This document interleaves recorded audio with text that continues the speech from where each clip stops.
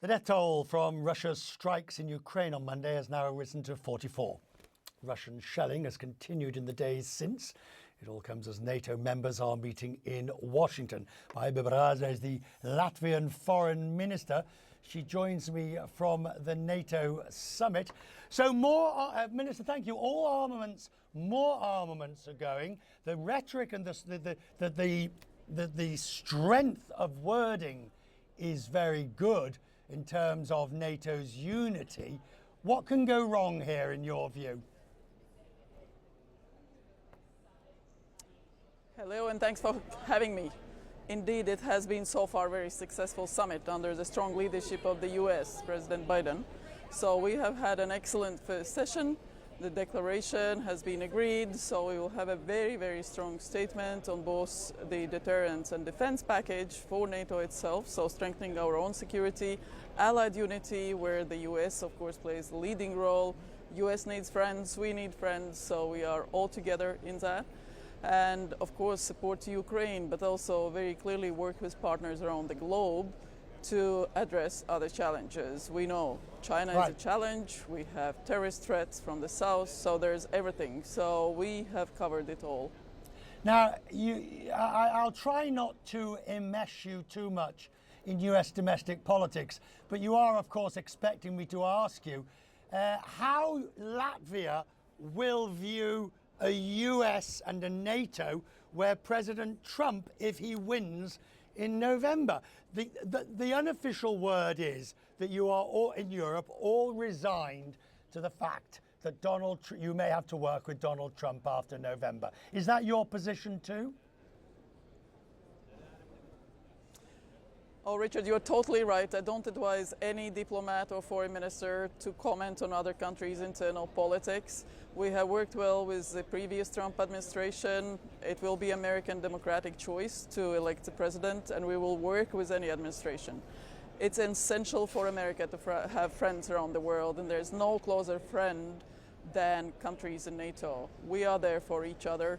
And we have seen that in the past. It has worked well, 75 years, nobody has been attacked, and that's how it will be in the future. So we'll just work with whoever is elected.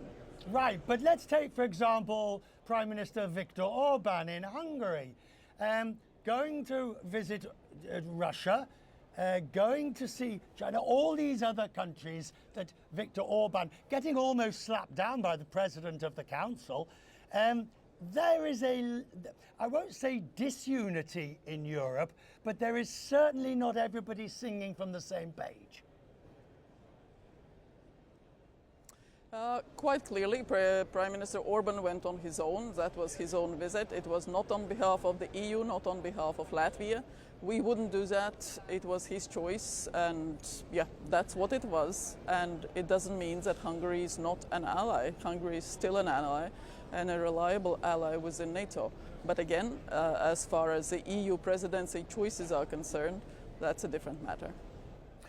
How strong do you think the EU position is looking coming out of the elections recently? This shift to the right, the question of the next presidents of the Commission, and at the same time the level of disinformation during whether it be the UK election, the US election, that Russia is said to be putting out.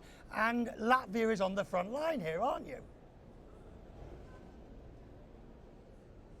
The information operations, including propaganda disinformation, has been already USSR's weapon of choice since the first day of establishment of USSR, and Russia has not changed that. It's part of its instruments of power, how it uses hostile information operations to try to penetrate our societies, undermine our business interests around the world, prioritize itself, trying to split societies, undermine democracies, freedoms, and so on and so forth. Right. So our societies have to be aware that this is happening and have to be very clear that as far as the Russian information operations, Chinese operations in the information sphere, it's not going to succeed. But the electoral choices and of course people's unhappiness with certain issues. We have seen that migration is a big issue in Europe.